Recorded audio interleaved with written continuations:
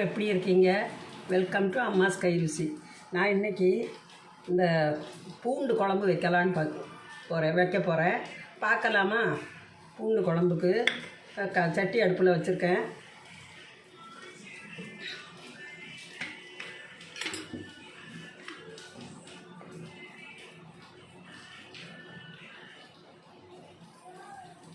ரெண்டு கரண்டி எண்ணெய் ஊற்றுறேன். எண்ணெய் கொஞ்சம் அதிகமாக இருந்தால் தான் குழம்பு நல்லாயிருக்கும். எண்ணெய் சூடாகட்டும்.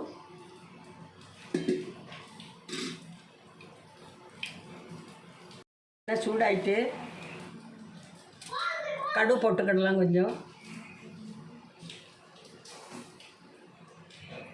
கொஞ்சம் வெந்தயம் போட்டுக்கிடலாம். ரெண்டும் கொஞ்சம் பொரியட்டும்.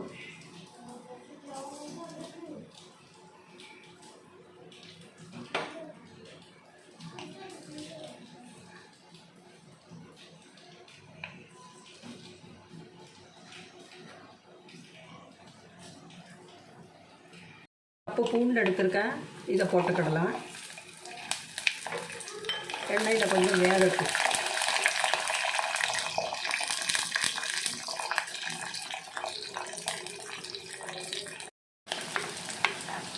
பூண்டு எண்ணெயில் நல்லா வெந்துருச்சு.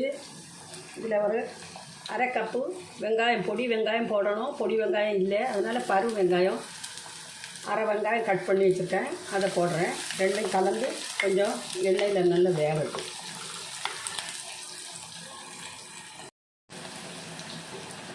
ஒரு மீடியம் சைஸில் ஒரு தக்காளி கட் பண்ணி வச்சுருக்கேன், இதை இதில் போட்டுக்கிடலாம்.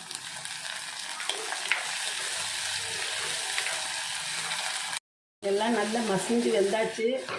இதில் மஞ்சள் பொடி தேவையானது போட்டுக்கிடலாம்.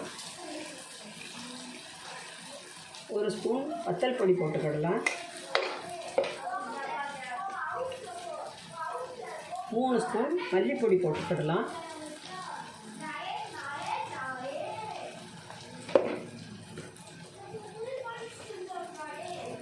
ஒரு அரை ஸ்பூன் குழம்பு பொடி போட்டுக்கிடலாம். அது நல்ல டேஸ்ட்டாக இருக்கும் சாப்பிட்றதுக்கு.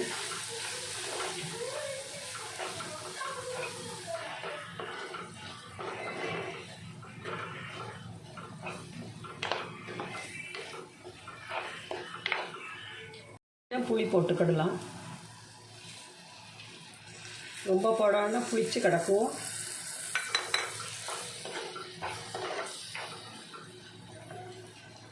கொஞ்சம் தண்ணி ஊற்றி வேக விடலாம்.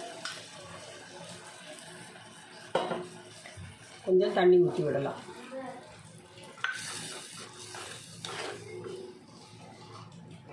கறிவேப்பிலை போட்டுக்கிடலாம்.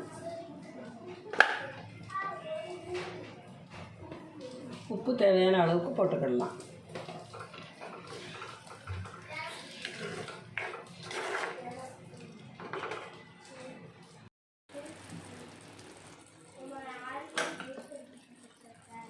பூண்டு குழம்பு தயாராகிட்டு நல்லா எண்ணெய் பிரிஞ்சு நல்லாயிருக்கும். நீங்களும் செஞ்சு பாருங்கள், ருசித்து பாருங்கள். இந்த வீடியோ உங்களுக்கு பிடிச்சதா இருந்தால் சப்ஸ்கிரைப் பண்ணுங்கள், லைக் பண்ணுங்கள், ஷேர் பண்ணுங்கள், கமெண்ட் பண்ணுங்கள்.